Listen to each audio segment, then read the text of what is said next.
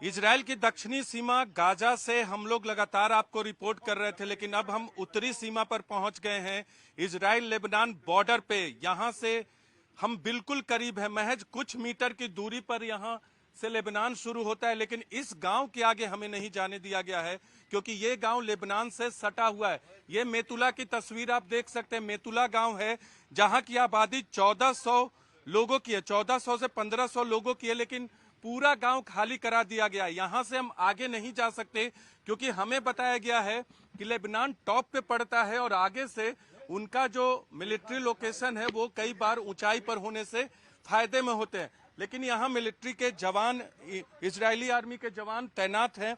और इसका लोकेशन आपको एक बार फिर बता दे, मेटुला सबसे करीब और सटा हुआ गांव है लेबनान बॉर्डर के, और यहाँ गाड़ियां बिल्कुल कम।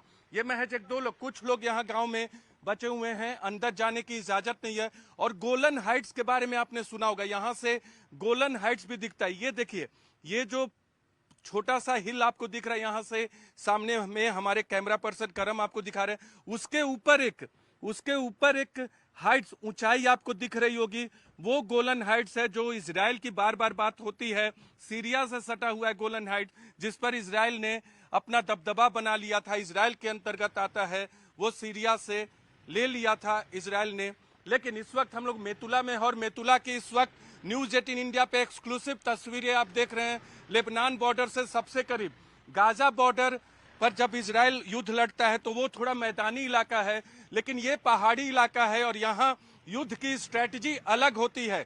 यहाँ से इजरायली सेना दूसरी तरफ तैनात है, वहां तक जाना थोड़ा मुश्किल है, क्योंकि मैदानी इलाकों से आपको दिखाना थोड़ा आसान होता है। लेकिन ये पहाड़ी, और देख सकते हैं पहाड़ी इलाका है, छोटे छोटे हिल, बड़े बड़े हिल, और ये शहर भी पहाड़ पे बसा है। शहर नहीं, गांव।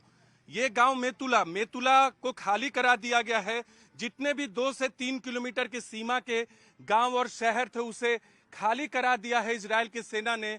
और ये मेतुला जहां 1500 लोग रहते हैं करीब, उसमें से 90% लोग गांव छोड़ के जा चुके हैं। और एक मिसाइल भी यहां दागा गया जिसमें 3 लोग घायल हुए थे, किसी की मौत नहीं हुई थी लेबनान की तरफ से।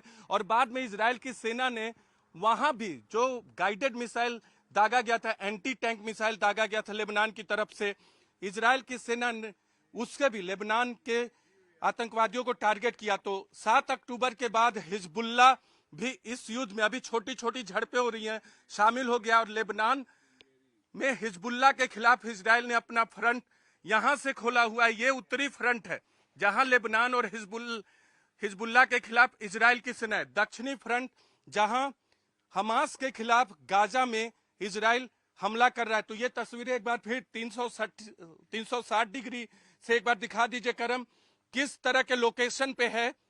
ये लोकेशन यहाँ ऊंचा है, लेकिन अगर आप थोड़ा सा कुछ मीटर आगे जाएंगे तो वहां से लेबनान का लोकेशन थोड़ा सा स्ट्रेटेजिकली, वो क्योंकि ऊंचाई पे है, हमें जो जानकारी जितना हमने जाना है। लेकिन इजराइल की सेना जो है वो यहाँ तैनात है, ताकि अगर पूरी तरह से नॉर्दर्न फ्रंट खुल जाता है तो यहाँ भी वो लड़ाई कर सके। और बार बार इजराइल की सेना की तरफ से ये बता दिया गया है कि अगर हिजबुल्ला बहुत ज्यादा मिसाइल से हमले करता है तो इजराइल भी पुरजोर जवाब देगा। अब तक कुल 10 आतंकवादियों की मौत हो गई है हमले में, लेकिन हिजबुल्ला की तरफ से जो रॉकेट दागे गए हैं उसमें इजरायली नागरिकों की भी कुछ जान गई है।